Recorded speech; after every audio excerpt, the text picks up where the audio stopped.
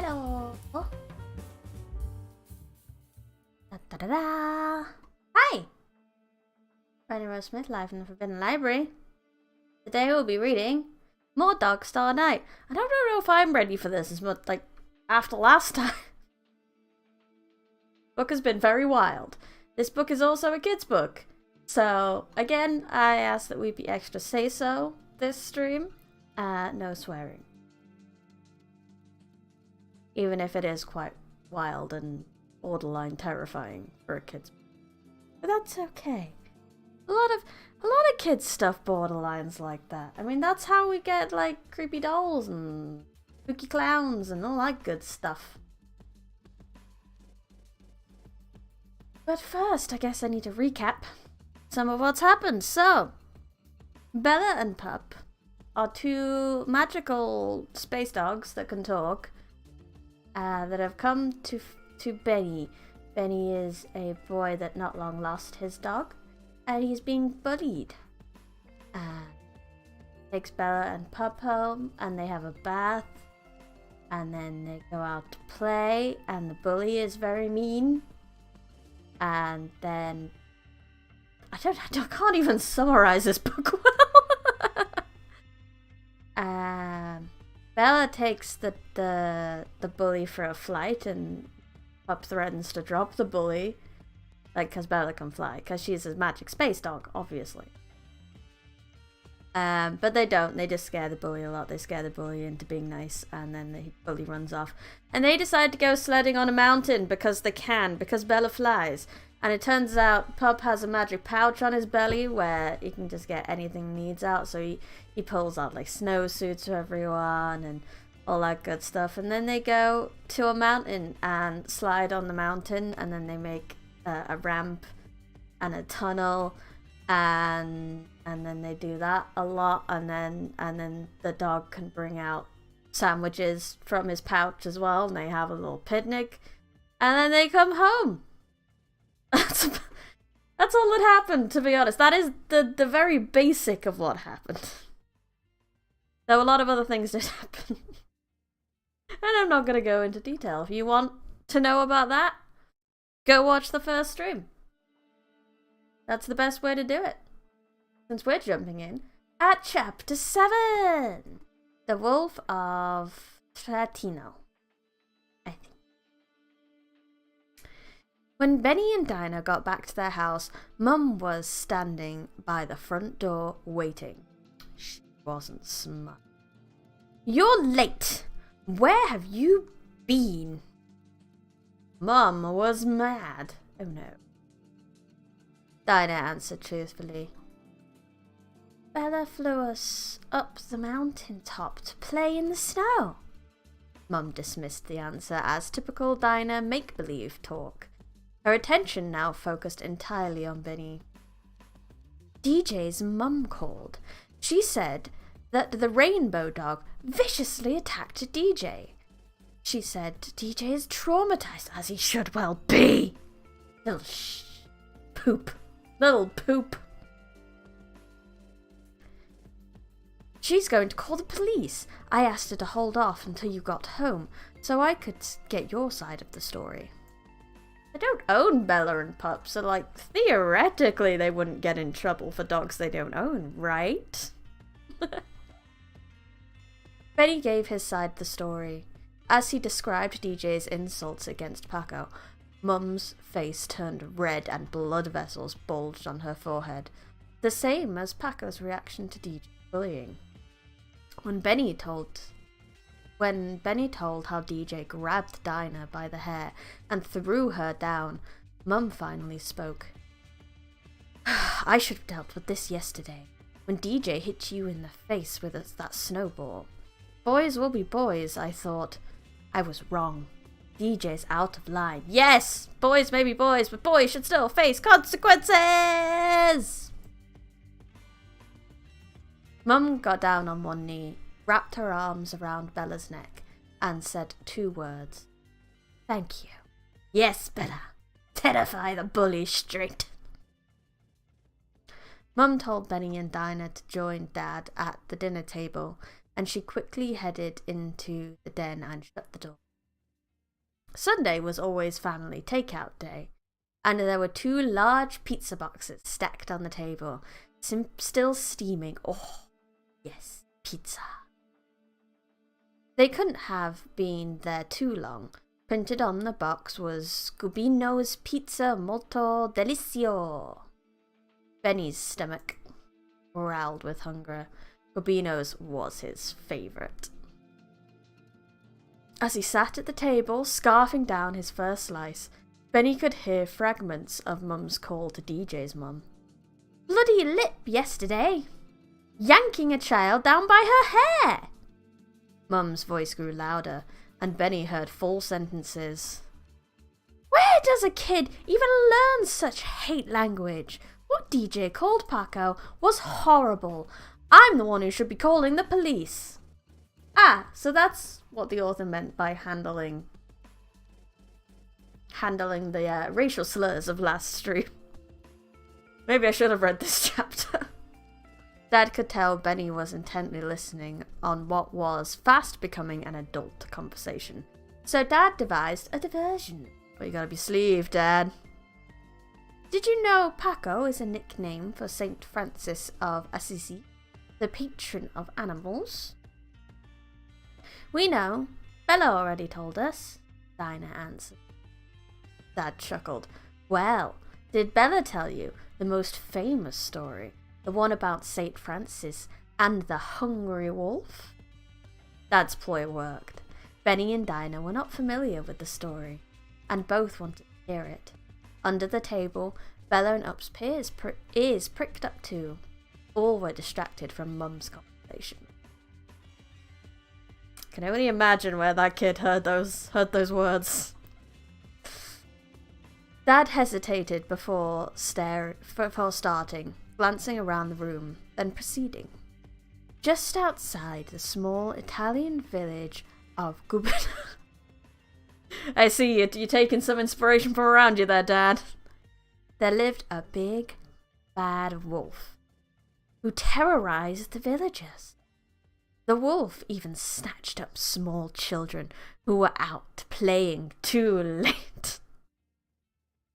Like they were, Dad? You trying to say something, Dad? Benny rolled his eyes. Normally, Benny tolerated Dad's awkward storytelling, but Dad was off to a really shaky start. Benny expressed his literary concerns. "This story is lame. You just copied the village from the pizza box, and you're stealing Big Bad Wolf from Little Red Riding Hood. And you're completely making up the part about snatching." Dad defended himself. "I don't have a photographic memory. You can't expect me to know every small village in Italy. If it helps, I'll change the village name from Gubino to Trattino. And the villagers are called Trattons." Dinah was thrilled with this change. "The villagers have the same name as us." Ah. Oh, sweet baby. I love this child. I love this little girl. Dad had won Dinah over to his side. Benny had no choice but to accept the revision. As Dad continued the tale, Saint Paco was quietly leading his burro, Benito, through the tiny village of Trattino. It was early in the morning, and he didn't want to wake the villagers. Saint Paco was halfway down the village's one dirt road when Benito sat down and started braying loudly. The burro was stubborn and brayed louder as Saint Paco tugged on him. Dad paused, and Dinah jumped in with a pressing question. "What do donkeys in Italy say?" Without hesitation, Dad answered, "Hee-haw-haw! Hee-haw-haw!" I'm not sure that's correct, Dad, but it's a good guess. Dinah happily accepted this. Benny did not, certain that Dad had again taken literary license. Under the table, Pup bit his tongue. He knew how to bray in Italian, as well as every other donkey language. Dad picked up where he left off. It wasn't long before the Trattons all woke up and poured out onto the road to see what the racket was. Good thing, too, because, of course, the Trattons recognized Paco and begged him to fix a great misfortune that had befallen Trattino. A molto grande wolf was snatching the village elders, who stayed out too late drinking at the local pub. That's a nice revision too. Dad paused again, this time interrupting himself. He repeated, molto grande wolf, twice, in an exaggerated Italian accent. Let me try this again with the right... I don't know if... I feel like it'd just be more insulting. Like, molto grande wolf. There was an attempt. Probably wasn't a good one. My apologies to every Italian in the world. Grinning at Benny, Dad gave 2 thumbs up. Thanks. Molto grande wolf is much better than big bad wolf. It gives the tale a more authentic Italian flavour. Plus, I avoid copyrighted hassles with Little Red Riding Hood Incorporated. All Benny could do was roll his eyes a second time as Dad resumed his tale. Dad is a comedic genius. This is a wonderful tale. Saint Paco agreed to help them and headed into the woods without a weapon of any sort to befriend the molto grande wolf. The wolf spotted Saint Paco and was charging him when Paco calmly said, "You gotta try this." The wolf skidded to a stop, and his nostrils flared into the air where Paco was dangling a big slice of pizza. It was Gubino's famous thin crust. Stopping himself mid-sentence, Dad corrected himself. Excuse me, I said Gubino's, but I meant Trattino's, of course. Gubino's didn't exist back then. It was Trattino's famous thin crust double cheese pepperoni pizza. At this point, Mum returned to the dining room and sat down at the table. "Don't let me interrupt," is all she said. Not a word about her phone call. Dad returned to the story. Still holding up the pizza, Saint Paco asked the wolf nicely, "Tell me why you ate the village elders." The wolf explained, "I'm hungry and must eat to stay alive." Saint Paco replied, "Try this. If you think it tastes better than the villagers, I think we can strike a bargain." The wolf wolfed down the pizza and loved it. "Whoa, that's delicious. Way tastier than that grey-bearded sour man." And there's no end to the topic. Did I skip? Yeah, no. "And there's no end to the topping combinations. Let's make a deal."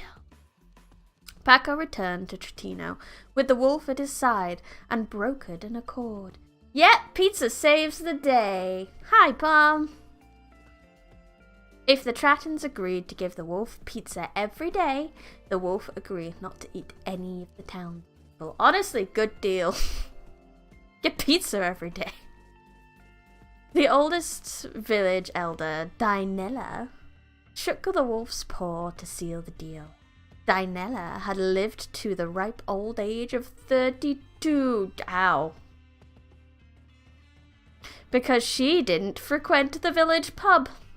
And so, the molto grande wolf and the Trattons lived happily together for 25 years until the wolf died of old age. Dad finished by asking if they knew the moral of the story. Getting no takers, Dad finally revealed his answer. The moral is people can change. Even DJ deserves a chance to change. Glowering, Mum expressed a different opinion. Some people will never change. Cruelty is their nature. When dealing with a bully like DJ, you have to fight fire with fire. Dad replied. It's also possible to fight fire with a bucket of water. DJ is still young. Dinah gave her 2 cents worth. Bella didn't plop DJ on his head like me and Pup wanted. She gave him a second chance, 'cause Benny asked her to. Perhaps Bella was right, Mum said, her glower fading. Maybe the moral of the wolf story isn't that people can change, but that they deserve a chance to change. No one saw, but under the table, Bella wagged her tail. Mum surveyed the table, usually 2 large pizzas made for leftovers for Monday lunch. There was only 1 slice left. Dinah, Mum asked, just how much pizza did you feed the dogs? Dinah didn't answer, because she'd fallen asleep, upright in her chair. Sweet baby. Dad carried her up to bed, and Pup followed up after them. Benny had trouble falling asleep, worried that the police would show up at any moment to arrest Bella. Mum hadn't said anything about her talk with DJ's mum. Whatever the outcome, Bella was not losing sleep. She was snoring away unconcerned. As Belly petted the sleeping dog, his own worry drifted away. How in the world could the police ever apprehend a suspect who can escape by simply flying out the window? Even if they caught her, Pup would have a hacksaw to cut her free of the cuffs. Not wrong. Oh! As the attacking wolf closed in, St. Francis cried out, "Come hither, brother wolf! I command thee in God's name, neither to harm me nor anybody else." Marvellous to tell, no sooner had St. Francis made the sign of the cross than the terrible wolf, closing his jaws, stopped running, and coming up to St. Francis, lay down at his feet as meek as a lamb. Ah, so that was based on a real story. Story about the tale of St. Francis and the Wolf of Gubbio. Or at least they made a nice little thing here. Probably not a real story. Ta-da! Chapter 8. Hi! Wolf Raptor Will. Luke Raptor Will. What? I'm sorry, I read the word wolf a lot of times and I just put it on your name for a minute there. Where's my currently reading? So at least we had, in this chapter, we had like a bit more of a consequence for, well, potentially more of a consequence for DJ for his, horrible racial slurs from last time. Mum's on the case and not letting him get away with that stuff. I mean, he didn't get murdered. His mum just knows what he said now, and hopefully he's, like, gonna learn to do better. That's what we want. That's what happened in that chapter. The mums talked. And hopefully he will learn and do better in it. But for now, Chapter 8, Flight into the Night. So, Betty didn't remember falling asleep. I don't know what I'm really curious, honestly. But it was well past midnight when he was awakened by Pup licking his face. Bella, Bella, Pup, Pup, vroom, vroom, zoom, zoom. Benny knew what this meant. I don't. Please explain. Bella and Pup were getting ready to return home, wherever that might be. Benny's best guess was that Bella and Pup did indeed live among the stars. Benny even suspected that being away from the stars drained Bella's strength. She needed to return home to regain her energy, like a battery that needed to be recharged. Benny was glad Pup woke him up so they could say goodbye. Aww, we're only 34% into the book. There's no way it's ending now. I am good. How are you? Thanks for coming here. I'll miss you both. We'll miss you. Even Dad. Though he wouldn't ever tell you so. Instead of bye-bye, Benny expected. Pup replied, You, toot, vroom vroom, zoom zoom. Sleepy, I did see you have been streaming a lot. How goes the Twitch? Benny could not tell if Pup was asking or telling, but Pup was clearly talking about a chance to go with them. And he felt his heart pounding like never before. Is that even possible? Oh damn, well done! Hope you can get over that line soon. Bella walked over and rubbed her chin against Benny's leg. Yes, it's possible. Pup has the power to grant travel to the Star Realm, although he rarely extends such an offer. Benny was overjoyed at the prospect of seeing Pup's and Bella's world. A giant hug to Bella and a kiss on Pup's cheek served as Benny's yes. What are you wondering? Ask away. Bella spoke in her softest voice.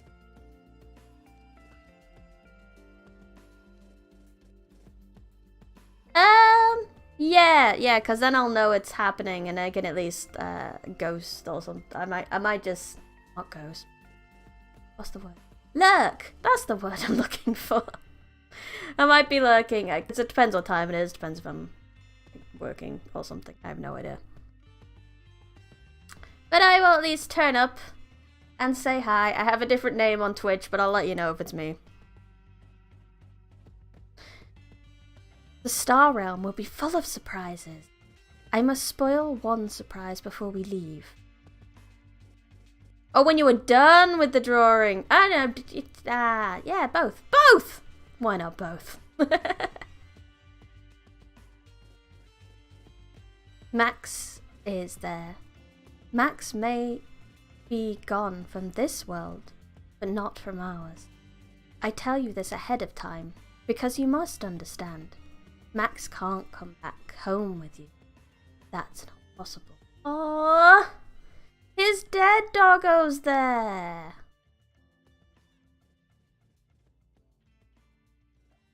Gotta be some tearful reunions. Benny often dreamed of Max, but outside of a dream, he never imagined he'd get to see Max again.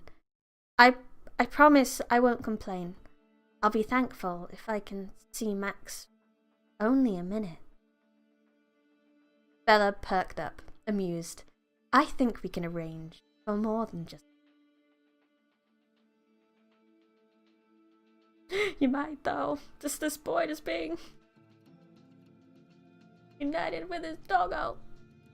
While Benny was talking with Bella, Pup laid out a baggy spacesuit on Benny's bed. Next to the spacesuit was a helmet with a dark visor. After Benny zipped himself into the spacesuit and attached the helmet, Pup gave Benny a pamphlet with flight instructions. This way to the exits. In case of emergency. Number 1. Please keep your spacesuit on at all times, as we must cross the vacuum of space to reach our destination. When we arrive, you'll no longer need the suit, as there is air and gravity similar to Earth. Your suit is airtight, and your helmet must be properly sealed to it at all times. If you suspect an air leak, tap Pup on the shoulder twice. Pup has an emergency oxygen tank in his pouch.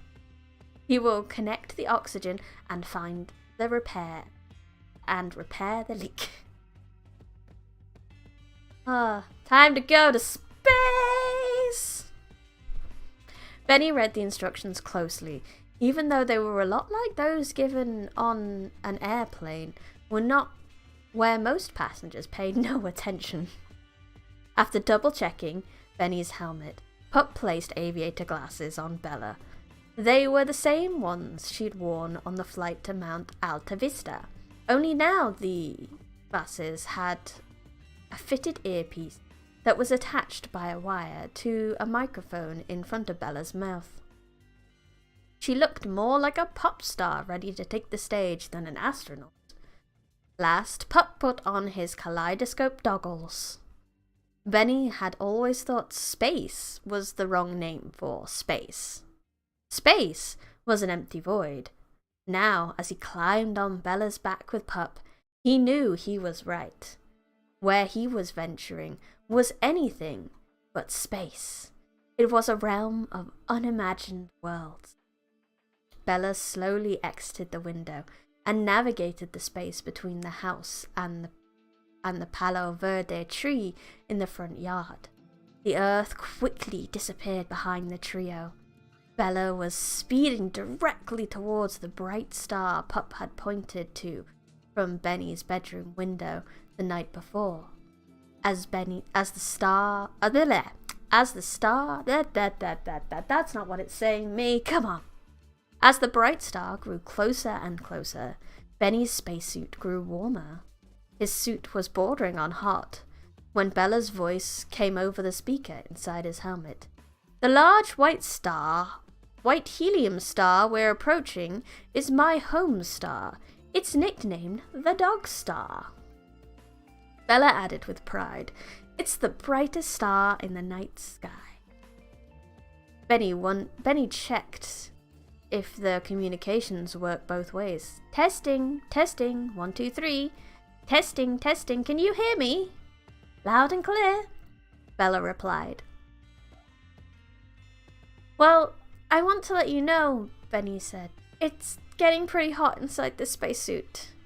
Bella reassured Benny. Don't worry, it will cool off soon.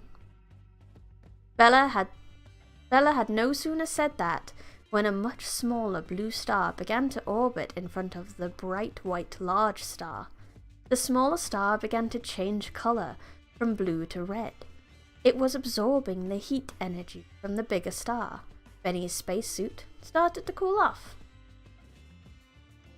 Bella's voice again came over his helmet speaker. The small star moving in front of the Dog Star is Pup's home star.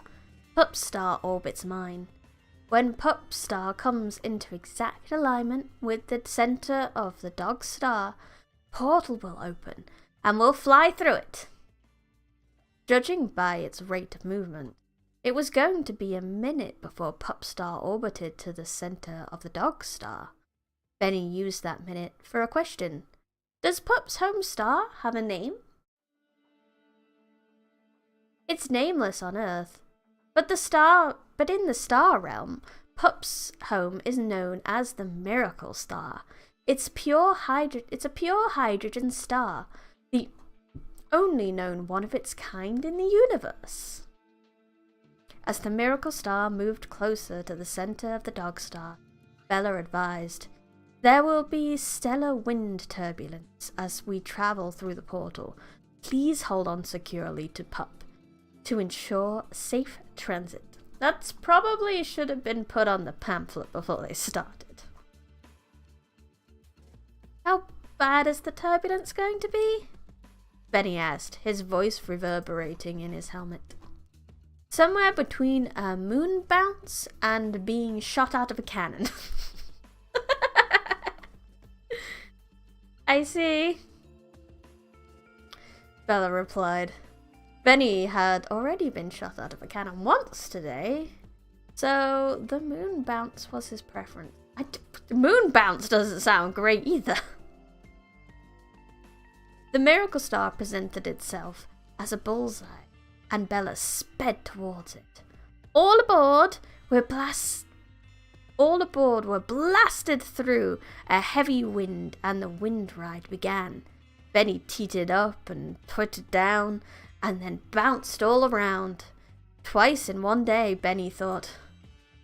Benny and Pup clung to each other, not because they were frightened, but for safety. They emerged in the star realm. Once through, the flight became perfectly calm. Pup exclaimed, "Near, near! Here, here!" Even though Pup didn't have a microphone attached to his goggles, Benny could hear him clear as day. Pop was just that excited. Vroom. What is this? 1098. Space awaits. 765. No time for goodbyes. 432. A doggle dog crew. 1. Blast off. Oh, I see. It's a poem by Benny. Very good, Benny. Got a nice rhythm to it. And you got the countdown. Very cute. Look at that!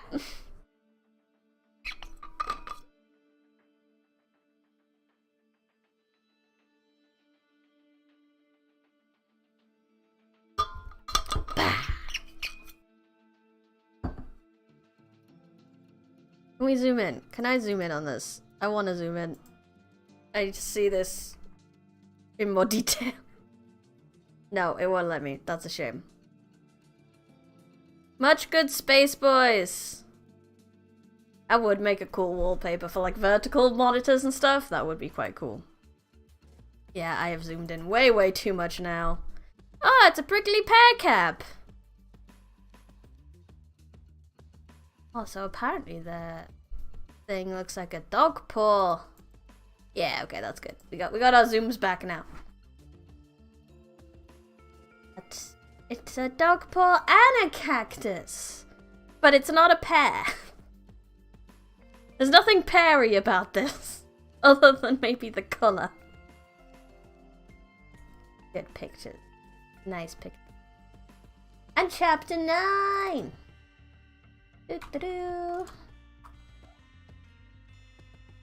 I'm always advertising! Hashtag ad channel.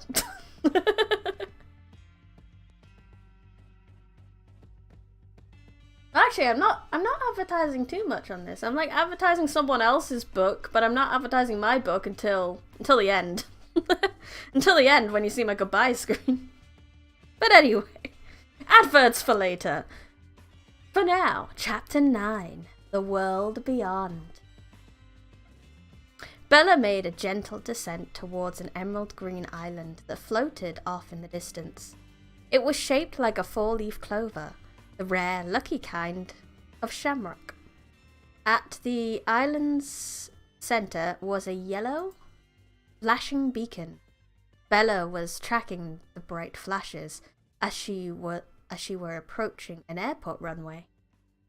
Benny assumed the beacon was their destination. As Bella glided closer, Benny could see that the beacon was a gleaming crystal dome. The dome was the centerpiece of a tremendous white marble palace that stood alone in the middle of a vast field. When Bella reached the dome, she banked to the right and made a gentle descent over a reflecting pool that ran from the palace's entryway to an elegant gazebo. As Bella neared, the gazebo's octangular roof folded open, and she made a perfect 4-pawed landing inside. As the roof folded closed, Bella announced, "We've reached our destination. There's air, gravity, and plenty of light, so you may remove your spacesuit and move about freely."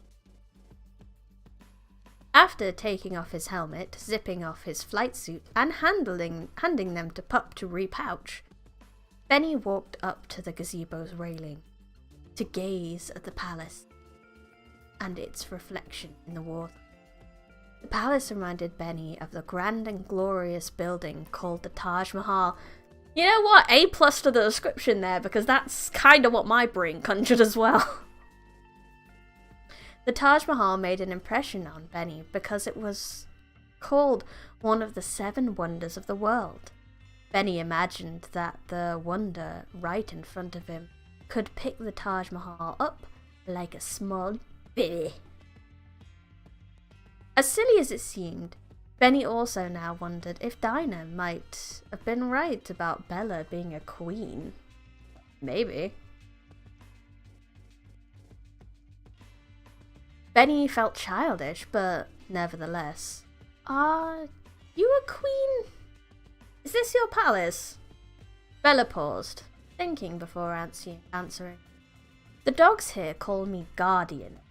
It's an honoured position, but a humble one. Instead of ruling, I serve. So I suppose I'm the opposite of a king or queen. Bella continued. And this place isn't my palace, it's the observatory. It's the centre of the star realm. Dogs come here to check on their people back on Earth. Aww. Your doggos are watching over you. Looking at the observatory's glimmering dome reflected in the water, Benny now understood Pup's happy dance when Bella sat down atop snowy Alta Vista. Does the observatory dome have a telescope in like Alta Vista? Benny asked. It has a telescope, Benny responded. But the telescope isn't like the one at Alta Vista. It's different. I'll take you inside to see it shortly. Bella next lifted her head and gave out a slow ow. I'm letting my brother know I'm here, Bella said. He's supposed to meet me, but he always runs a bit late.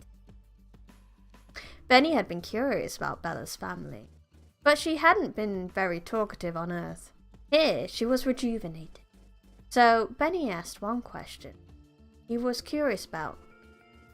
Are you Pup's mum? He tactfully asked.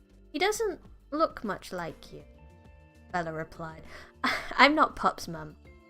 Pup is a driftling. His home star wandered into my star's orbit over 150,000 years ago, when I was a young pup myself. Since then, I've grown older, while Pup has not aged a day. He's as young today as the day he became my companion. Bella's last remark caused concern, as Benny thought of Pup as being a child, Dinah's age. If you keep getting older, and Pup stays young, who'll take care of him when you're gone? Benny asked. Don't worry about Pup. Driftlings can take care of themselves. Some believe them to be time travelers. Others think they're from a realm not yet known to science. Some even think they're magical.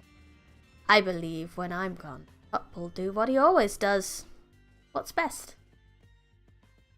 Benny started to give his opinion about Pup being magical when he was interrupted by a deep-voiced ow.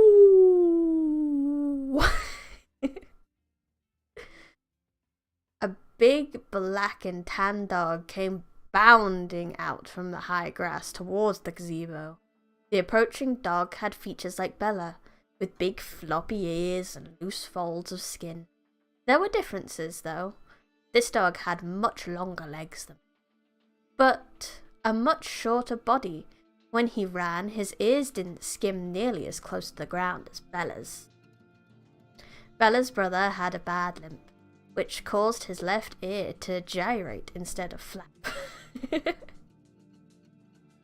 Bella gave out another howl, and as soon as sister and brother were standing together under the gazebo, bellowing out awoos, the joyful howling session gave way to lively conversation.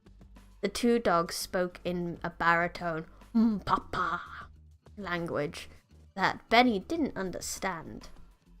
As Bella and her brother laughed and chatted easily, Benny could make out only a few words: Alta Vista, Francisco, TNT, and Molto Grande. Bella was recounting tales of her Earth adventures. Bella announced Molto Grande with an exaggerated Italian accent, so there was no doubt the Wolf of Tratino made the highlights. Forgive me for being rude, Bella spoke in English so Benny could see she was talking to him. Most of those are references to things that happened. You got the TNT, which is the reference to Dinah. The story of Dinah thing. Alta Vista is the mountain they went to. Molto Grande is the wolf story we just had. And Francisco, I'm pretty sure that's just the saint that they were talking about. St. Francis. I should have made introductions first. I haven't seen Rigel in a long while and got caught up in the excitement. Bella made formal introduction. Benny, please meet my brother, Rigel. Benny was wondering if he should reach out and shake Rigel's paw when Bella turned to her brother and spoke a short sentence in Rigel's language. This sentence started with Rigel's name and ended with Benny's, so Benny was sure Bella was concluding the introductions. Rigel, please meet Benny. Rigel sat down, perfectly straight back, proudly holding his chin high. He extended his right paw to shake Benny's hand. It was the most dignified pose Benny had ever seen anyone ever make, dog or human. Benny shook Rigel's paw. After making introductions, Bella resumed her conversation with Rigel. This time, Benny could only decipher one word. Max. The conversation was brief, and when it ended, Rigel headed off, howling into the field from where he came. Rigel is off to find a Max, Bella explained. It shouldn't take too long. He's already putting out the call. Soon howls were spreading throughout the field, as dog after dog took up the cause of finding Max. As Rigel disappeared into the tall grass, Benny asked about Bella's family. How many brothers and sisters do you have? My family here is unlike yours on Earth. I don't have a mum or a dad like you do. I consider the dog Star my parent. It's part of me, and I'm part of it. Bella then asked Benny an odd question.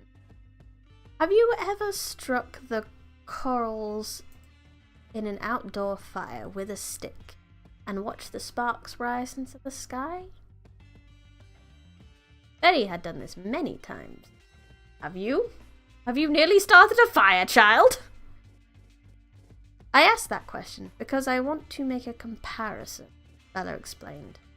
My star and Rigel's star rose together from the same strike. We're similar but different. He's a bloodhound, I'm a basset hound. Still, I call him my brother, as he's my closest kin. Benny wanted to ask Bella about Rigel's limp, but was unsure if that would be rude. Instead, Benny posed a question. He was less interested. What's the language Rigel speaks? Bella's answer only made Benny more intrigued about Rigel's limp.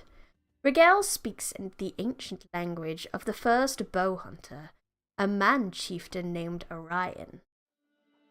Rigel's name itself is from the chieftain's language and means right hand.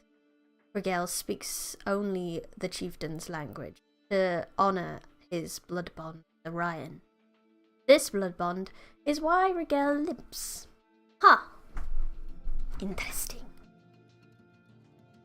Now Orion is a big constellation. Everyone knows where his belt is if they watched a certain movie with people in suits. The excitement on Benny's face matched that of Pup's wildly wagging tail. It didn't matter that Pup had heard the Blood Bond story 1,000 times before. His ears flared wide open in anticipation of hearing it again. One second. Probably that Orion. Or at least something based off that Orion. Benny spoke for them both. Please tell us the story. Bella began the tale. Rigel and the Blood Bond Arrow. Chapter 10, we're in double digits. Doo-doo-doo. Done. Quick drink.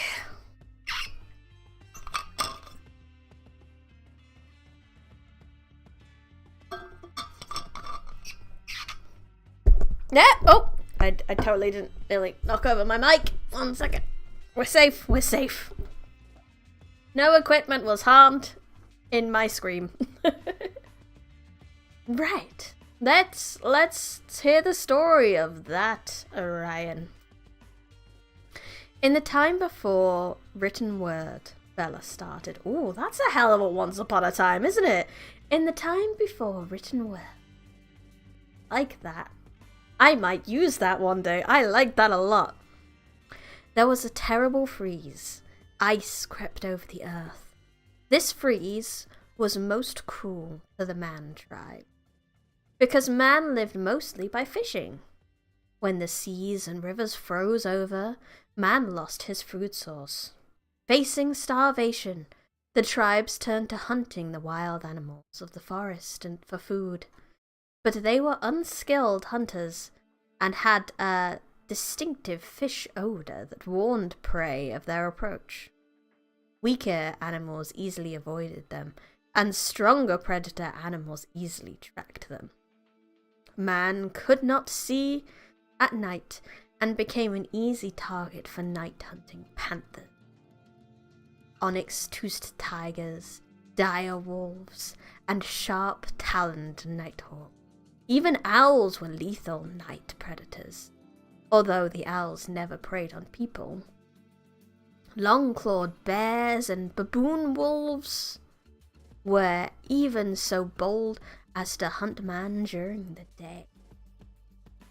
Benny had never heard of baboon wolves and was trying to imagine one. Bella read his thoughts. You don't know about baboon wolves because they're extinct. Because they're now extinct. Do you know what extinct means, Benny? You're very young and I need to check these things. Benny knew. It means that none are left and there won't ever be more. Bella wagged her tail as a show of approval, then proceeded. Baboon wolves are despicable beasts. Half wolf, half baboon. That is quite scary, actually. It's a terrifying wolf with the thumbs of a baboon. They mastered walking upright, freeing up their front legs to become incredibly strong arms. They hunted in packs, camouflaging themselves in trees and dropping down on their prey. Some of the most vicious baboon wolves learned how to carry and throw spears. Yep, that seems like the best plan. Just run away, the baboon wolves coming after you. These baboon wolves became known as goon wolves, although some called them hell wolves because of their leader was named Hades. Oh, we got a lot of Greek mythology coming in here. I didn't know Hades was a baboon. The goons hunted and captured every kind of animal, even weaker wolves. They held their captors for ransom and kept as slaves those who could not meet the high ransom. Bella stopped herself. I'm not sure I should continue. This story is more for grown-ups. It is getting a little dark there, Bella. Benny urged Bella on. I can take it. This story doesn't scare me at all. It scares me. Baboon wolves sound terrifying.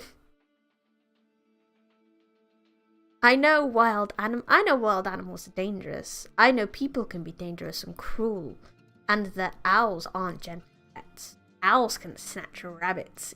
Yes, they can. Straight up, gone. Never underestimate owls. Bella yielded to Benny's plea and continued. During the Great Freeze, Rigel's clan of snifferhounds faced starvation. Snifferhounds hunted by smelling out underground dens of smaller animals, like raccoons, muskrats, and opossums. Because of the freeze, the sniffers couldn't dig their prey out of the icy ground. Now, here's the worst part, Benny. They joined their cousins, the baboon wolves and dire wolves, in hunting man. The sniffers used their keen sense of smell and found hidden man tribe encampments to attack. The sniffer hounds didn't take part in the carnage, but were always rewarded with a fair share of the spoils for their help. The man tribes were being wiped out.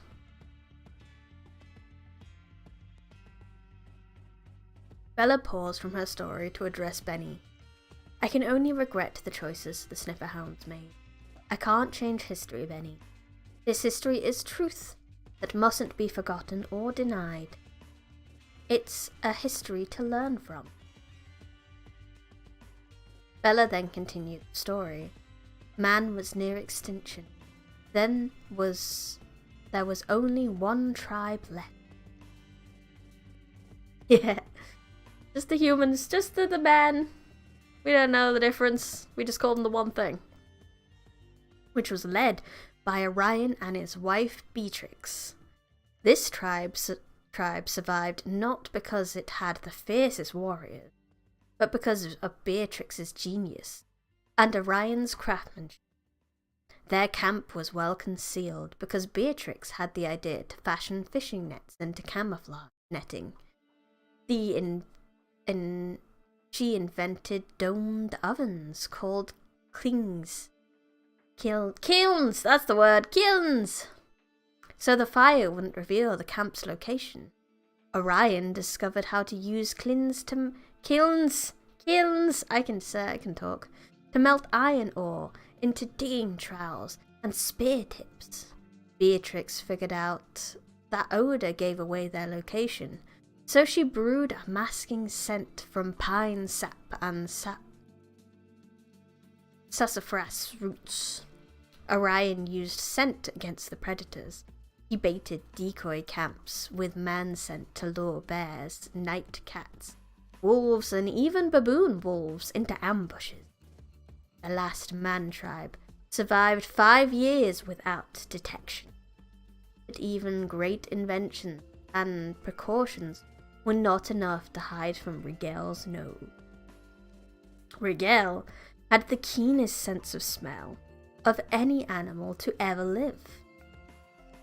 On one of the warmest summer days of the frozen years, a light wind stirred as the sun set in. On this sunset breeze, Rigel caught the faintest odour of a mankind newborn, its scent not yet masked with beer concoction. Rigel tracked the baby's scent when a green flash bottled across the sky. With that flash, the scent was gone.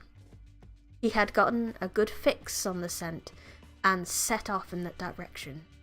Had he not stumbled right into Beatrix's camouflage netting, Rigel would have missed the hidden encampment altogether. But fate must always have its say. With a single howl, Rigel could have brought the wrath of his deadly cousins down on the last man tribe. But Rigel made a difference. Benny couldn't contain his excitement, as he was sure he knew what happened next. I bet you Rigel showed compassion to Orion, Beatrix, and the new baby. He became their friend and helped them survive. Rigel is just like St. Francis. The last remark caused Bella to burst out laughing. This time you're wrong, Benny. Rigel has many good qualities, but he's no saint. Rigel's a no-nonsense realist. His philosophy is show your wagging tail and hide your sharp teeth. As Bella had a habit of doing, she posed a question to Benny. Do you recall how, just before your flight to Alta Vista, Dinah thought ahead about bringing saucers? Of course Benny remembered this, but he thought Bella's question was dumb. What does snow saucers have to do with the sharp teeth of Rigel's choice?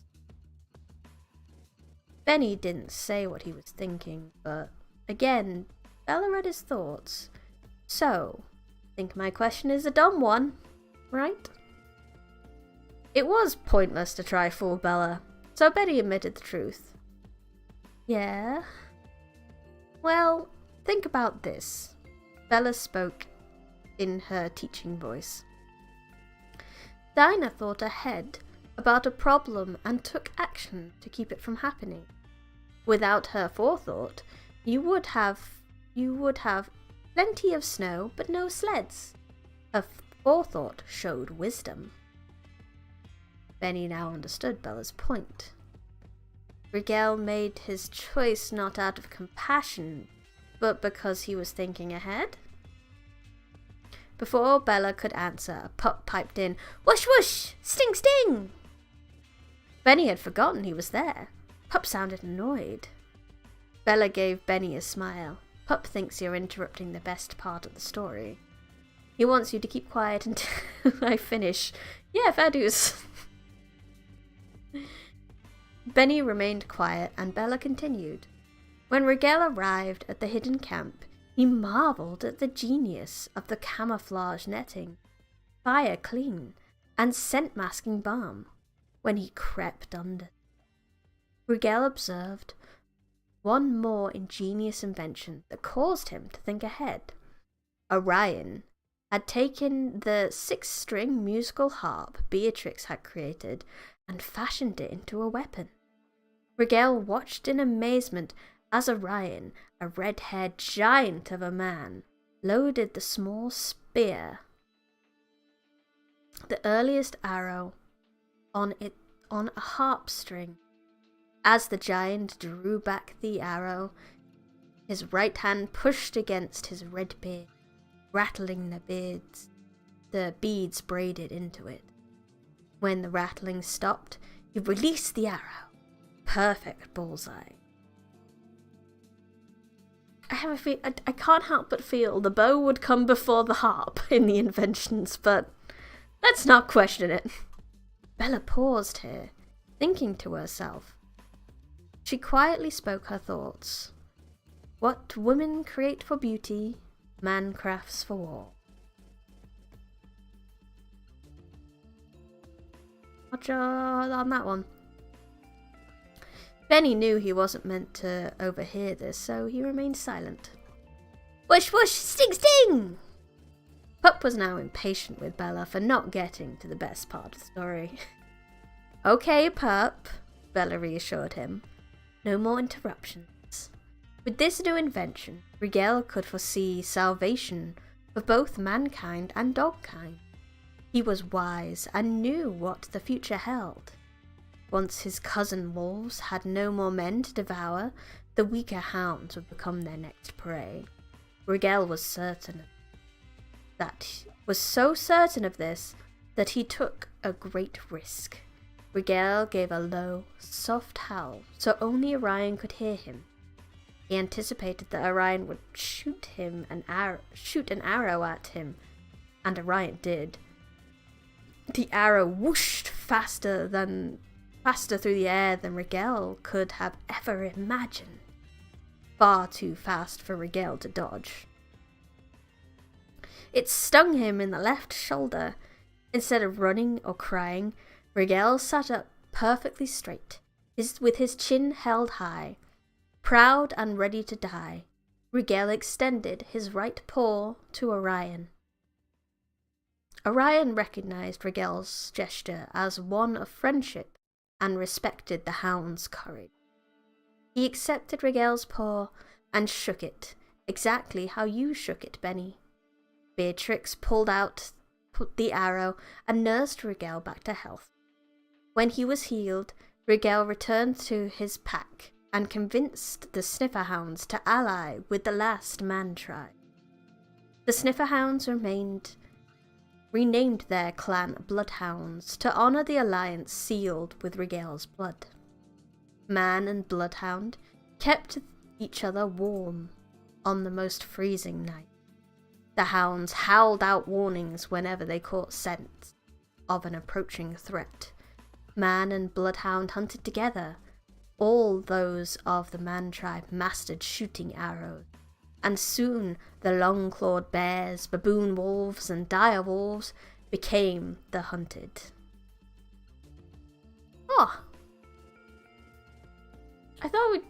Didn't think they would end the chapter so fast. Orion passed Benjamin to his wife, Beatrix, who quickly applied a herbal ointment to mask the baby scent. Luckily it wasn't fast enough, wasn't it? Because then they got doggos! Yay! From this story's prologue, dated to an unknown time. Time before written word, apparently. Chapter 11! Change that up. Boop-a-doo. Let's get straight into this. I'm quite into this now. I don't know about you guys. Oh wait, we're nearly... No, we're just an hour in. That's fine. We've got plenty of time. As Bella finished her story, the howling had rumbled in the distance, echoed back towards Benny, where Benny was sitting with Bella and Pup in the gazebo. They found Max, Bella announced. He's heading this way with his pack. A dozen bellowing hounds. A dozen bellowing hound dogs were racing towards them. The lead dog was rusty red, with extremely long legs and wiry hair. There was no doubt this was Max. Will he be able to talk like you and Rigel? Benny asked. No. Max doesn't speak as Rigel and I do, Bella answered. Here. Max is still your Max. Only those of us with a home star can speak the human language. Yeah, sometimes you just error out and the words don't work, and you just gotta take a moment to do incoherent noises for a moment. This pleased Benny immensely, as he loved Max just the way he was, but wouldn't you wanna, talk to your dog and have your dog talk to you? I don't know, I'd be a little disappointed personally. When the pack arrived, Max pounced on Benny, licking his face as if it were an ice cream cone. Benny rubbed his noses with his old pal, joyfully proclaiming the whole time, "Who's the best dog? Who's the best dog?" Unable to restrain themselves any longer, the dogs in Max's pack joined in the celebration. Benny was covered in dog kisses. That's true. Dogs wouldn't be quite. But then it'd be better than cats talking, because then you'd know exactly how they want to kill you. Eventually, Bella gave out a sharp bark, as if to say, "That's enough. Let Max have time with his boy." The hounds broke up their celebration. Sensing some envy, Benny kept his next hug short and refrained from saying, "Who's the best dog?" Suppose there is a lot of competition right now. Bella confirmed what Benny sensed. Watching you with Max has made the hounds eager to see their own people back on Earth. We'll head to the observatory with them, since I want to give you a tour. Even though the hounds were eager to go, out of respect, they waited for Bella to lead the way. Accepting the honor, Bella led a happy parade down the steps of the gazebo and along the reflecting pool's walkway that ran right up to the observatory. As they approached, Benny could see that the observatory's entryway was not at ground level. This was because, as far as he could tell, the observatory itself was not attached to the ground. It floated just one step above the surface. Benny took that one step up, with Max at his side. The observatory's entryway was a work of art, a truly majestic porticio? Pretty area. 6 gold pillars supported an arched roof decorated with elaborate etchings of people. All kinds of people, doing simple things, watching TV, eating a burger, playing ball. The observatory's towering doors had depictions too. The carvings were like those on the arch, people going about their daily lives. Nothing special, at least to people. When Bella approached, the doors parted automatically. They didn't swing in or out, but they slid back into the wall. The inside of the observatory wasn't at all what Benny was expecting. It was brightly lit, with water fountain and gardens spread throughout a gigantic open hall. Upon entry, every dog except Max put on a color-coded collar. Each collar had a small light bulb dangling from it. The collars came in 5 different colors, obviously corresponding to the size of the dog's necks. Yellow, extra large, orange, large, red, medium, green, small, and blue, extra small. Benny was curious and asked Bella, "What are those light bulbs for? There's plenty of light in here." "The bulbs aren't for light," Bella answered.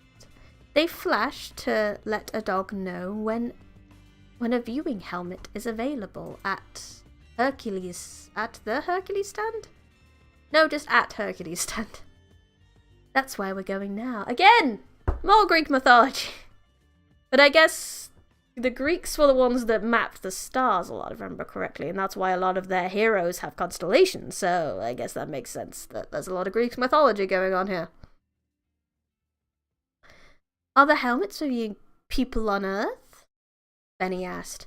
"More than just viewing. It's almost like you're there," Bella answered. Benny offered a comparison, kinda like a virtual reality headset. "Exactly like that," Bella said. Benny scratched Max's head. "So you've been watching over me this whole time, haven't you, buddy?" Oh, I bet his doggo was sad to see him bullied and not being able to do anything about it, though. Max gave an affirmative tail wag. Collars on, the hounds in Max's pack broke into smaller groups and headed off in different directions. Bella explained. "All the dogs in Max's pack are from North America, so they've got a bit of time on their paws before their people wake up. Hercules isn't about to give out viewing helmets just so dogs can watch their people sleep. Don't worry though, there's plenty to do here. They won't be bored." One group put on bright orange vests. The vests were similar to life preservers kept on boats and planes.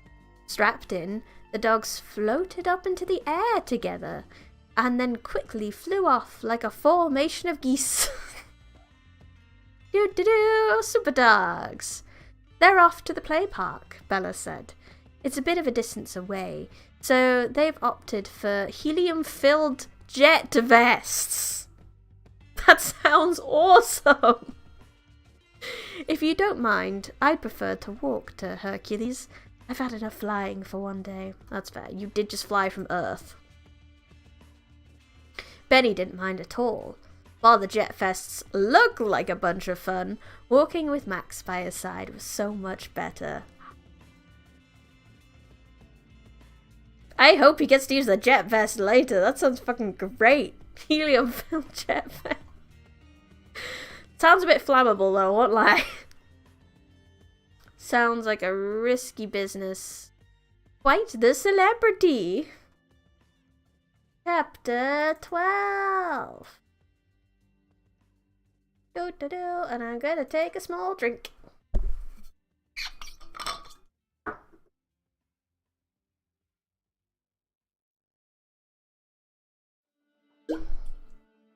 Like, there's a reason we stopped using Zeppelins. Oh.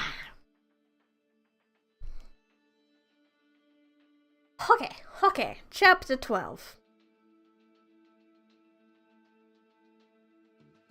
With Pup perched on her back, Bella led Benny and Max into a narrow trail that cut through a stand of woods. The trail... Oh, is that hydrogen? Still a similar issue. Was covered with pine needles mixed with red and orange and gold leaves. It felt more like Halloween than wintertime. With a gust of wind, more leaves floated down. The gust carried a clear sound of choo choo. It was hard to tell where the sound had come from, as it was muffled by rustling leaves. I mean, that's a train. If anyone, if my guess is right, choo choo train. Benny weighed whether to ask Bella about the choo choo or the wind. He was curious about both. He decided on the wind. How can there be wind? We're inside a building. Bella countered with a question of her own. How can there be trees? We're inside a building. Bella, answer. Benny knew what was behind Bella's response. He should look at the bigger picture for answers. Benny held back, asking about the choo-choo, now preferring to figure it out for himself. Bella ain't gonna answer shit. Stuff! Oh no, I broke my own word with sweat. No. I apologize to anyone who watched this. The Halloween trail emerged from the woods and ended in an intersection with a cobblestone path. That path was perfectly straight and had a stone wall running next to it. Benny was just tall enough to peer over the wall. There were railroad tracks on the other side. Da-da-da. There's his answer. I only have a no-swear rule for when I'm reading children's books such as this. Any other time is fine. But if it's a kid's book, I'd like to keep it as say-so as heck. Those tracks and the path ran parallel to each other, separated by the wall. Bella was too short to see over the wall. She knew what was there. The stone wall is a protective barrier from the tracks, so dogs don't wander in front of the trains. Smart. Bella took a right onto the cobblestone path as Benny followed behind. He let his eyes wander down the tracks. Not too far ahead, he saw something peculiar. The rails ended at a giant merry-go-round. Benny refused to believe his eyes. He soon figured out his eyes were indeed mistaken. Instead of hobby horses bobbing up and down, there was a train engine rotating inside the railroad house. Once aligned with the tracks on the other side of the wall, this train began moving towards them. The engine was pulling 8 passenger cars, each filled with dogs barking wildly. Big heads jutted out of the first 4 cars, woofing. Smaller heads poked out of the last 4 cars, yapping. The train let out a whistled choo-choo. Dogs mostly come here by high-speed train. And I bet there's big fights for the window seats. As the train passed, Benny noticed it didn't have any wheels. It was floating. A wheelless train, yet tracks. Benny just had to ask, if the train doesn't have wheels, why are there tracks? Again, Bella echoed Benny's question back to him. Why are there tracks? Bella! Always the teacher, Bella wanted Benny to answer his own question. Benny did. The rails are magnetized to keep the train from floating away? A+, Bella responded, delighted with her student. The train cars are metal, and their walls contain pressurized helium, so they float. So this whole society has a lot of helium. I heard we're running out of helium now, actually, which is a strange predicament to be in. There's a precise balance between the rail's magnesium and their magnetic attraction to the metal, and the pressurized helium.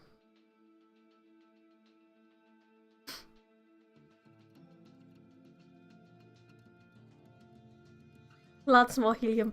This whole star realm is incredibly explosive. After the train passed, Bella veered from the stone wall path and headed towards another, more normal-sized carousel that was near the round house. A half-dozen dogs were standing on the carousel, their collar bulbs blinking. The dogs were gathered round a circular rack with helmets on it, sorted by size. The yellow extra larges were on the top tier, while the blue extra smalls were on the bottom.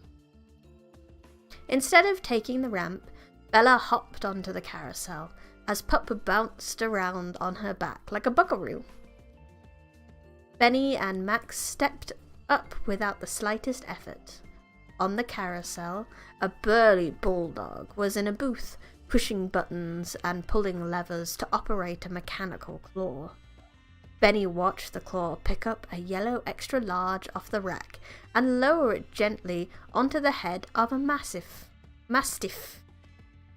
One of those big fuzzy wuzzy boys.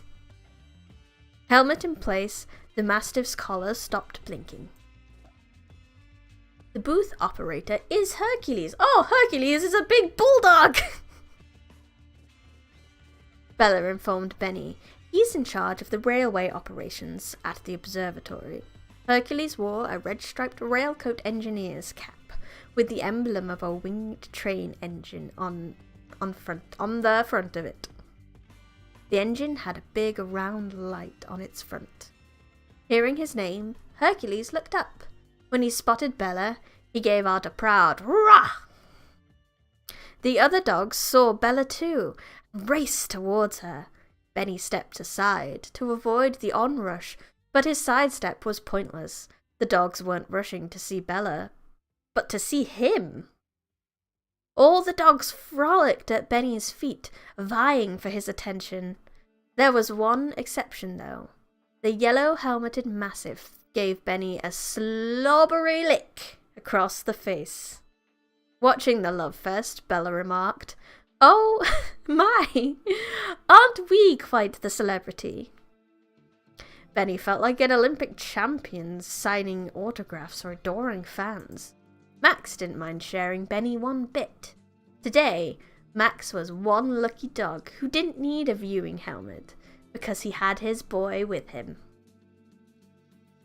Benny petted the dogs and scratched their heads as Bella conversed with Hercules. The two old friends spoke in a language that sounded harsh to Benny's ears, almost the guttural grunts and tricky tongue twisters. Among the guttural grunts and tricky tongue twisters, Benny could only make out a few words. Benny, Max, and helmet. The rest of it sounded like Klingon. Hercules doesn't mind in the least if you examine one of the helmets, Bella said in English, so Benny knew she was addressing him. Hercules pushed a button, pulled a lever, and the claw delivered an extra large helmet right into Benny's hands.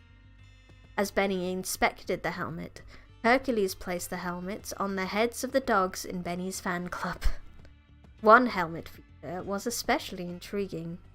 There was a horseshoe magnet on top, aimed skyward. Benny paused before asking about the magnet, letting his own brain spin on why it was there. Coming up with nothing, he finally asked, "What's the magnet for?" Bella answered, "It's a plug. The horseshoe plugs into the cables from the telescope. You'll see. That's where we're headed next." Benny set the helmet down on the counter and thanked Hercules for allowing him the hands-on inspection. After Bella and Hercules spoke briefly, Bella said to Benny, "Hercules doesn't want you to leave without a souvenir. He wants you to stand still for just a second." Benny stood still as Hercules spun the claw around, lifted his red-striped engineer cap off his own head, and placed it on Benny's. "Aw, Hercules, you didn't have to do that." Honored, Benny accepted the cap and again thanked Hercules. A loud, high-pitched whistle blew. Benny looked over to see 3 old-fashioned wooden tramcars exit the roundhouse on a cable car track. The lead car had a flat yellow roof, while the second car had an arched glass canopy that allowed much more headroom. The third car was a simple flatbed rail car with nothing on it, except an umbrella clothesline standing empty in its middle. Very strange. "That's the tram we'll be taking to the telescope," Bella explained. The tram had wheels, brimming with confidence from a recent A+. Benny offered an explanation. "The tram has wheels because its cars are made of wood.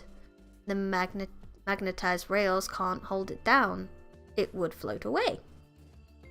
Impeccable reasoning, Bella laughed. But wrong. Dogs are nostalgic and old-fashioned. Tram rides bring happy memories of home. Ah, that's a nice and simple one. Just then, Hercules pulled a cord and sounded a loud horn, as if he were the driver of a big rig semi-truck. It was a signal to brace for motion, as the carousel was about to transport those aboard over the tram. Since you're balanced on only 2 legs, you may want to grab a pole, Bella advised. All around the carousel were vertical poles. They looked like the merry-go-round poles riders grip, only these poles didn't have riding horses attached to them. Benny grabbed the pole nearest to him.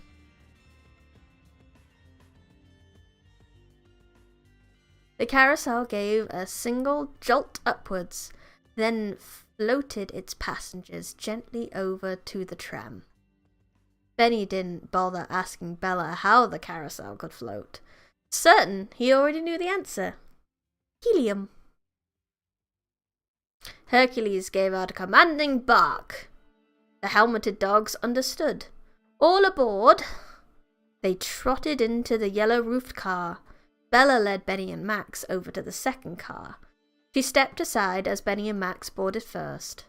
Benny dipped his head, taking care not to bang it on the canopy. Once inside, he could stand up comfortably and look through the arched glass. As she got on the tram, Bella remarked, straight-faced, "Hercules has added a special VIP card just for you. Celebrity status has its perks." Benny couldn't tell if Bella was serious or joking. Ah, I hoped we'd get a picture. I kind of wanted a picture of Hercules himself with this hat on. But I'll deal with just a picture of the hat. Nice. Very cute. What an honor. Benny is a celebrity. I wonder why. Why do all these dogs know? Or they're just very sad dogs. They're very sad dogs who've been away from people for so long that they just needed much scritches because they haven't for a long time. Could go either way. Oh, I think we have enough time for 1 or 2 more chapters. Let's see. Under the Dough. Chapter 13, unlucky for some.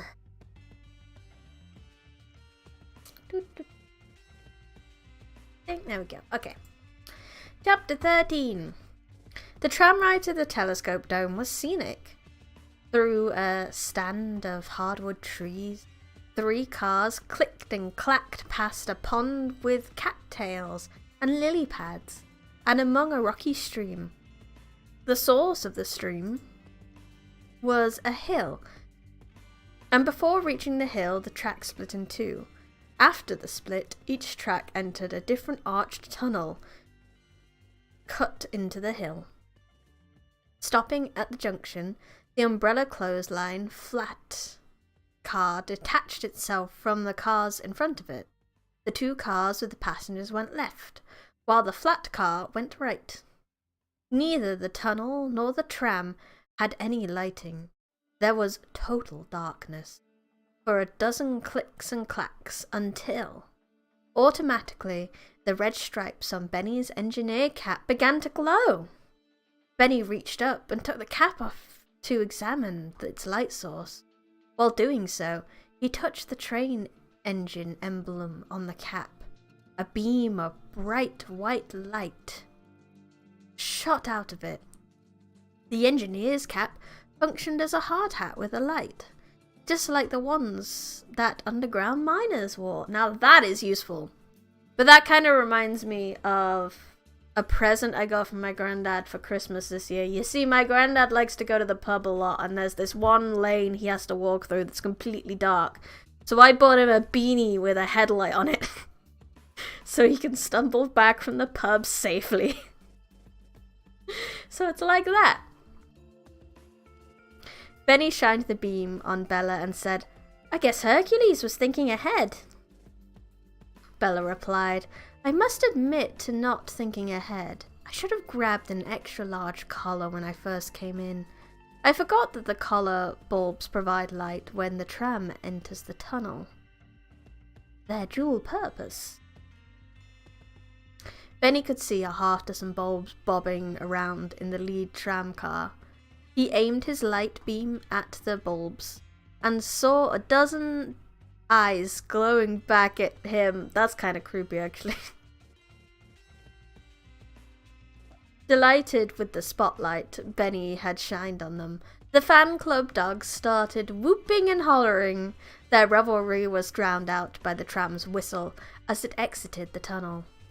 As the tram slowed, Benny looked up, wanting to see the telescope in the dome, but his view was blocked. The tram was coming to a stop under the station's overhanging roof.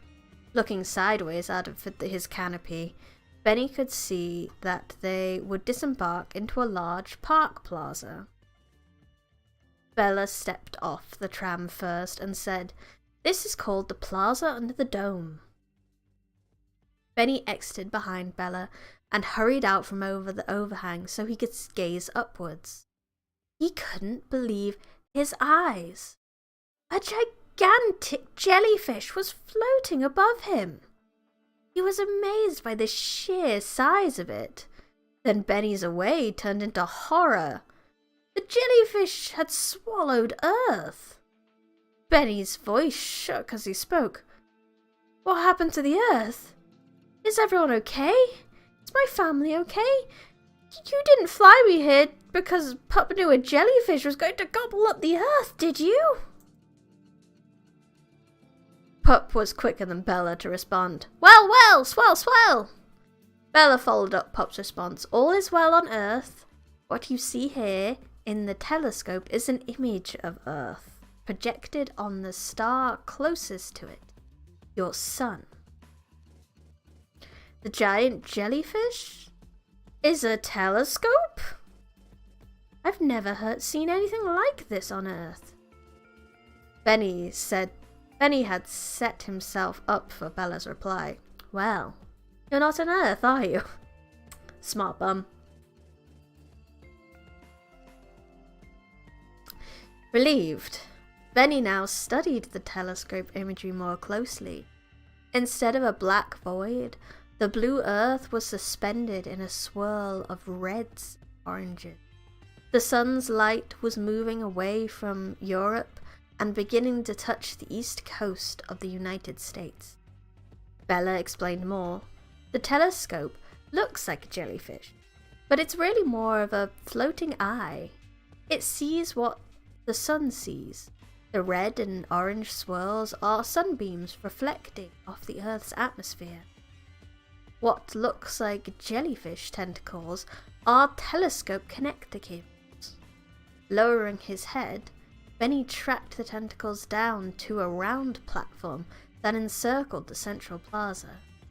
Hundreds of helmeted dogs were lounging around on a raised platform, cables connected to their helmets. The dogs in Benny's fan club were scampering up to a ramp onto the platform. Benny watched as half a dozen colourful tentacles came to life to stalk their quarry. A yellow tentacle detected the mastiff's helmet, rippled around the other tentacles and latched onto their helmet's horseshoe magnet. Soon, the cables had all linked up with counterpart helmets. Linked up, not linked. Bella pointed out what Benny had already figured. The horseshoe magnet attracts a compatible cable. Pup gave Bella a gentle reminder. Tell, tell! Smell, smell! Bella picked up on Pup's cue. Pup wants me to tell you that the helmets allow a dog to do more than just see back home. The telescope detects odours as well as light. Instead of a telescope, Pup calls the device a smelloscope. Dogs enjoy sight smelling as much as sight seeing. Sight smelling. I mean, I guess that's what dogs do when they're on a walk. They want to smell everything. Having fully recovered from the shock of seeing Earth in the belly of a jellyfish, Benny raised his eyes again, wanting to better gauge the size of the telescope. Smelloscope.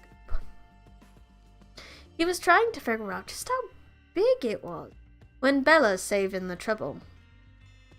The telescope is 1,680 feet in diameter. That's almost a third of a mile. You know, for the whole Earth to be in that telescope, that's not very big. If the telescope is that big, Benny speculated, the dome must be a mile across? Bella confirmed Benny's estimate. There's a mathematical relationship between the dome and its telescope. The dome is precisely 1 mile in diameter, while the telescope is 1 mile in circumference. The telescope floats in the center of the dome exactly 1,320 feet up.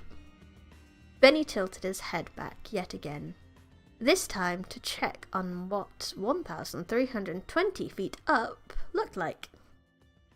When he saw the Earth, Benny forgot why he'd looked up. Earth was beautiful, still blue in a sea of sunset colors. The sun's light had crept farther westward over the coastal North America and was touching Florida.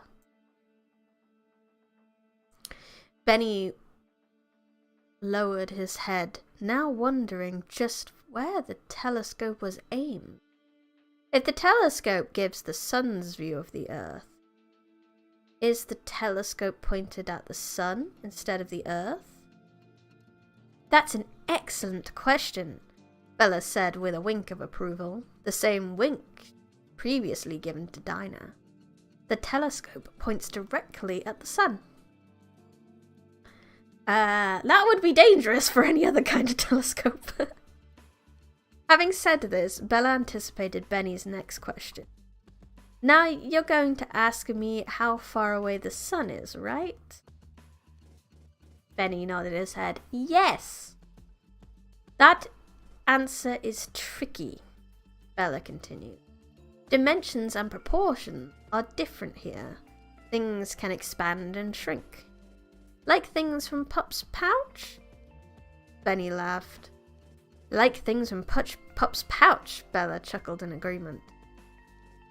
Then she went on to explain, a star-realm mile isn't the same as an Earth mile. Where we stand here in the observatory, the distance to the sun is the number... whatever that is. I'm not very good at Greek alphabet. It's a big number. It's a number. Backwards. That number. Oh, it's pi! Oh, it's pi! I know. It's pi. It's tasty pie. The number starts with 3.14, but never ends. No one knows what it is, forwards or backwards. Whoever solves that equation will become as famous as Albert Einstein. Benny offered, I bet your pup knows this. If he does, Bella said, I doubt he'll ever share it. Never, never, ever, ever, Pup confirmed. Pup confirmed he is in fact a genius, but won't tell anyone. Adding, walk, walk, talk, talk. Pup has had enough talk of science, Bella said. He wants to stroll along the pathway that loops around the plaza. The length of a mile might have changed between the Earth realm and the Star realm, but Pup hadn't changed a bit. Fun first, school second. After a space ride, a carousel ride, a tram ride, Benny thought a walk sounded nice. It also appealed to Max, whose wagging tail kept thumping against Benny's leg. Max loves his walks. Most of all, Benny knew that. Now, if I remember correctly, this is one of the prettiest pictures in the book. No, it's not here! Oh, I think it's on chapter 17. But spoilers, we do get to see that telescope and it looks fucking good. Oh, I need more drink.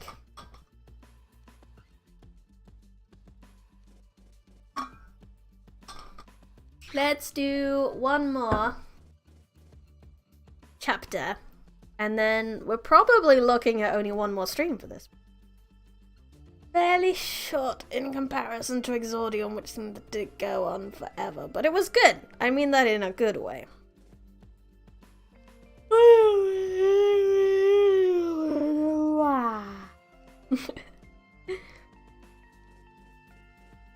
Good thing I already have the next book lined up. Before setting off on their stroll, Bella made the same request every parent makes before heading out on the trip. If anyone needs a bathroom break, now's the time. Go poop on the grass. Do they even have toilets in Doggy Space Realm?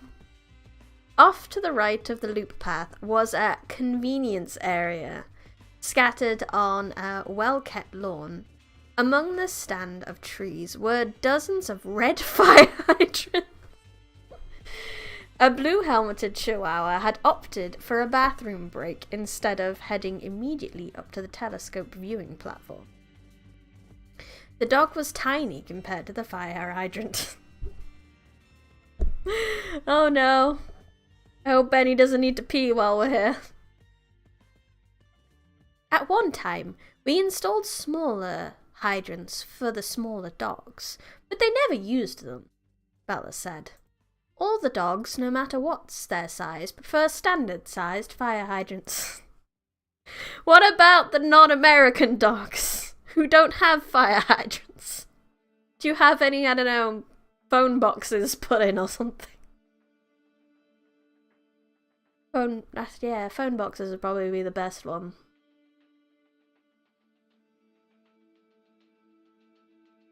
They like their authenticity.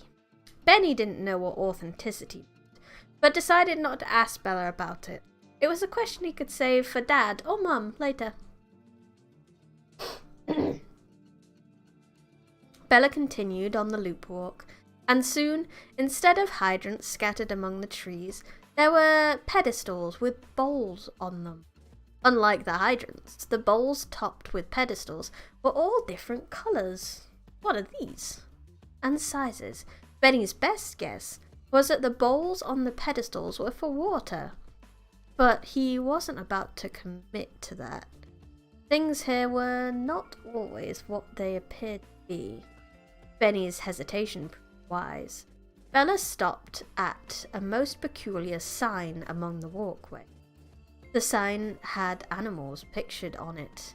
A yellow chicken, a blue fish, a red cow, a pink pig, an orange turkey, and a gold stalk of wheat. Now that sounds like food. This might be their food. This is the food court. Correct! Yay! There's a good variety of food choices here, but it's all shitty dog. It's all poopy dog food. This is why I don't commit to not swearing often. Bella said. With Bella's information, Benny figured things out quickly. The bowl-topped pedestals were food dispensers, and its colour indicated the kind of food dispensed.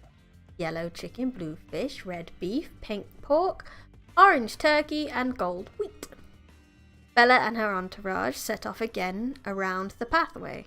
The stroll took them past a crystal clear pond, where several dogs were lying on the pond's sandy napping. Pointing to a device that was set up near the beach, Bella explained, "That's an automatic ball tosser."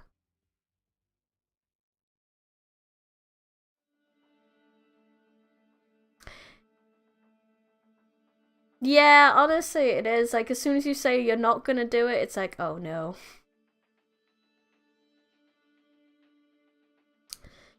It can fling one ball 100 yards into the pond. I think the beach dogs wore themselves out.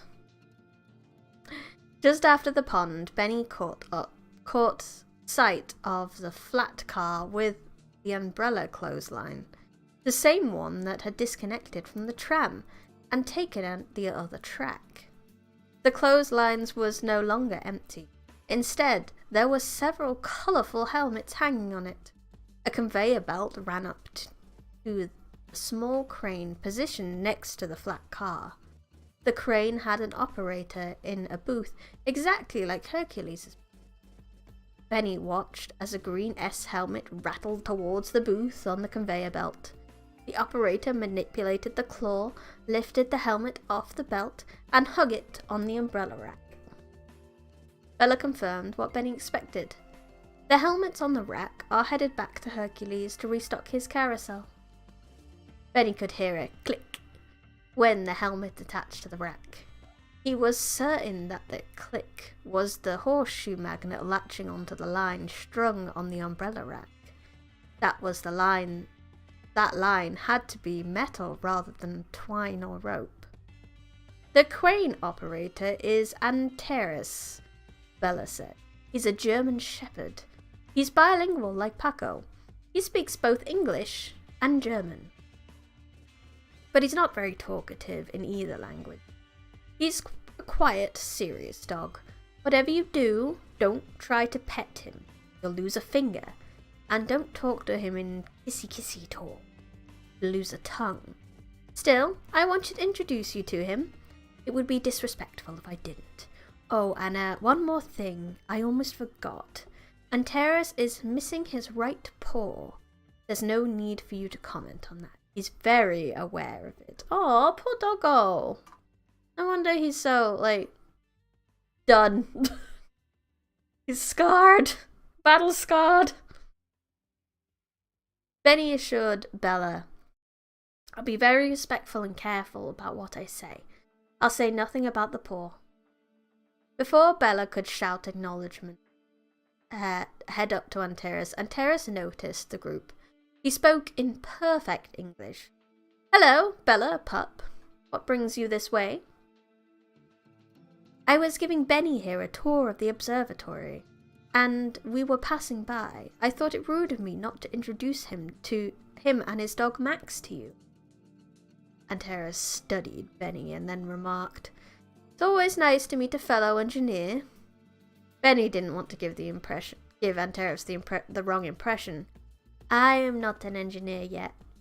I want to be one, but I still have lots to learn. Hercules gave me this engineering cap as a souvenir, Antares replied. Hercules doesn't give out caps on a whim. If Hercules gave you a cap, you'll be an engineer someday. So I'll say, it's nice to meet you. It's nice to meet a future engineer. Antares wore an engineer's cap identical to Benny's, except Antares' cap had 2 pins on it. One was a small purple heart, and the other was a small bronze star. Benny heeded Bella's advice and didn't ask about them, knowing the Purple Heart medal was given to soldiers injured in war. I thought so. I thought that maybe he's a war doggo.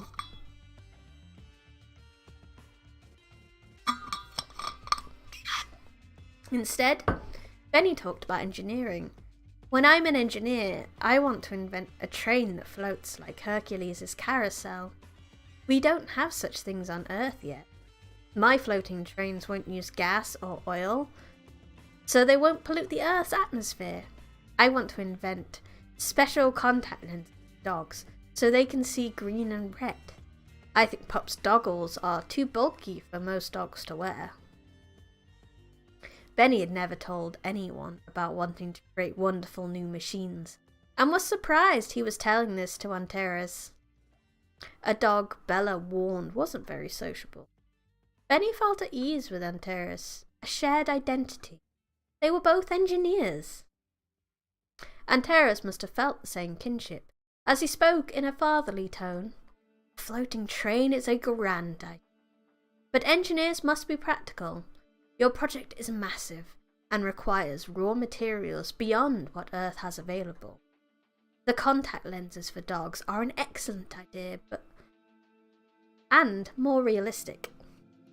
Antares turned to Pup. I have to agree with Benny, Pup. Goggles are awkward to wear. They're good for enhancing vision in combat, but now I rarely wear them. Only on the 4th of July. I guess he wants to see the full colour of the fireworks. Pup's ears drooped. It was the first he'd ever heard that doggles were anything less than perfect. That disappointment ended in a flash. Pup's eyes lit up as if light bulbs switched in his head. Excitedly, Pup pulled out a number 2 pencil and drawing pad and an easel from his pouch. He placed the pad on the easel and, in no time flat, sketched a pair of sleek eyeglass frames. Pup stepped back from the easel and contemplated the frames. His tail began to wag frantically. He'd been struck by a second inspiration. One by one, Pup's ears retrieved coloured pencils from his pouch. Red, orange, yellow, green, blue, indigo, and violet. Starting at the centre of each round lens, Pup coloured in concentric swirls, one of each colour until each lens looked like a spiral rainbow galaxy. Finished, Pup gave Benny and Andreas 2 thumbs up, the same gesture of approval Dad had given for Benny's Wolf of Tortino literary criticism. Yes? Hello. I feel compliments coming. Ah! I knew it! You have become predictable. But also thank you.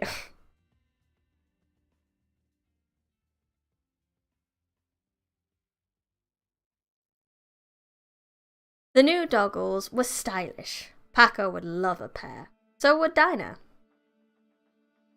Pup hadn't taken offence to Antares.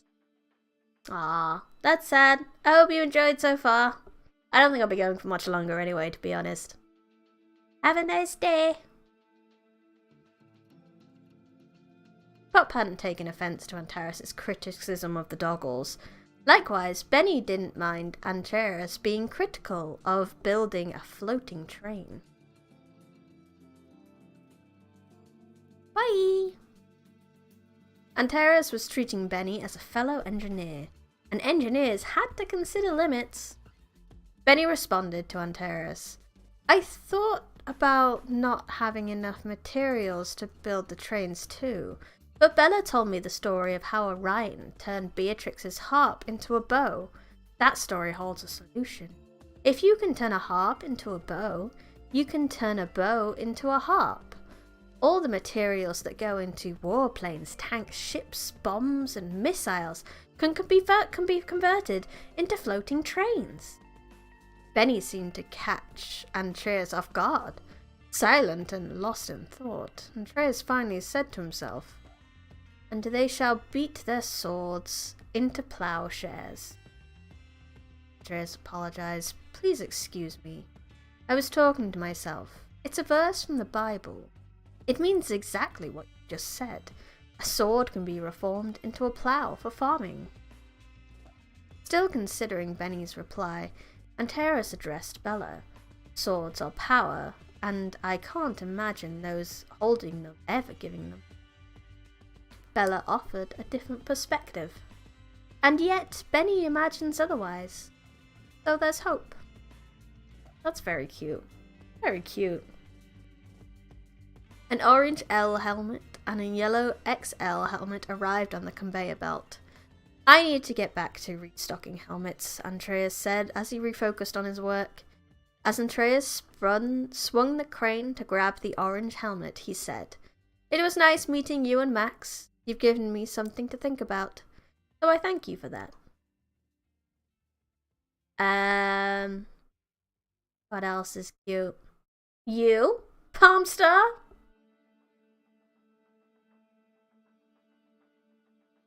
Clicking the orange helmet onto the metal line, Andreas swung the crane back for the yellow.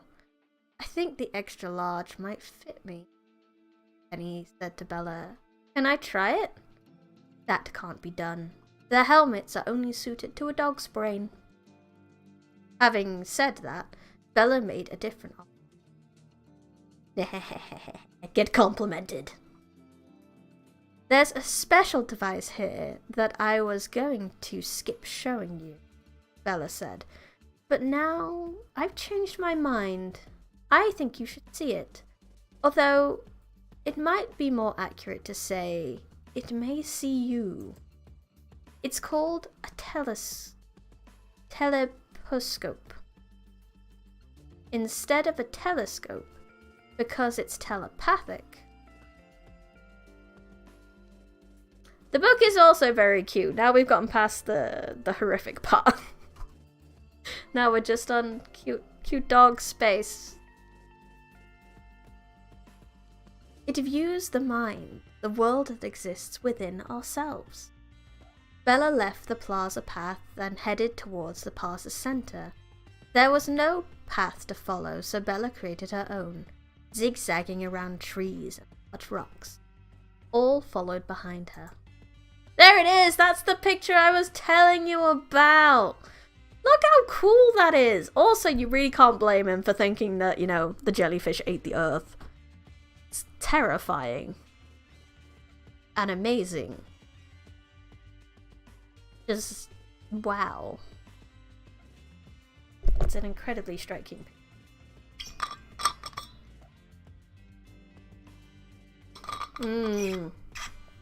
Both of these make great wallpapers. I should definitely say to the author, hey, you could probably sell wallpapers of this stuff. Some of the more detailed pictures like this have been absolutely amazing. Wow, beautiful. And we're on to chapter 15, which I will read next time. We're done for today, methinks. I didn't update to 14. We should be on 15. Oopsie doopsie. Oh well. Oh, give me a quick stretch.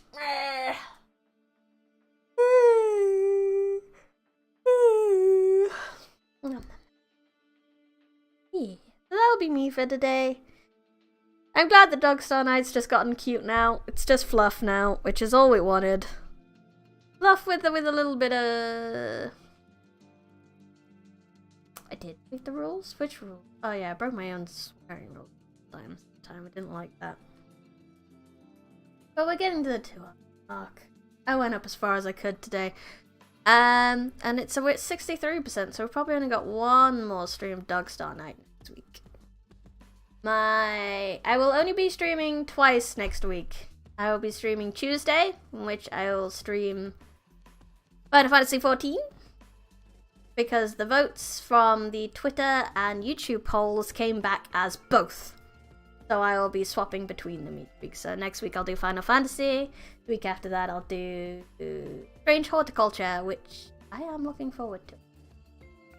It's not Tuesday, or I will be back on Tuesday. Today is Sunday.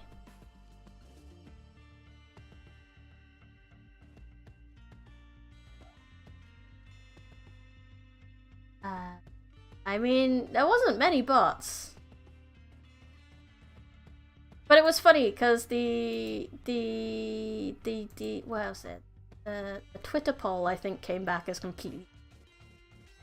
No, it didn't actually. The Twitter poll came back as both winning with 5 votes, and then the YouTube poll was the one that was like completely even votes for a while.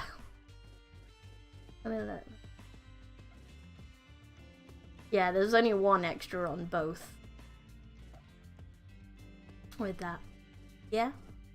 I get to play 2 things! That's fun. Looking forward to that. All according to Keikaku. Yeah, I think it's just Sonic threw me off because I wanted to pinpoint focus on Sonic. So when Sonic finished, I was like, oh, what do I do with my life now? How do I stream at games again? Oh yeah, I don't have to stream the same thing until the end. I can do things, whatever I want. But anyway, yeah, so I'll be back on Tuesday for Final Fantasy XIV, and then I'll be on Sunday for probably the last Dogstar Night. Other than that, thank you for coming. Thank you, Popstar Luke Raptor in the chat. Thank you for anyone who lurked. Oh, I've been drinking water throughout the stream, don't you worry. And thank you for anyone who watches the VOD. I had fun. I hope you had fun. It's been Briny Rose Smith, live from the Forbidden Library. Goodbye.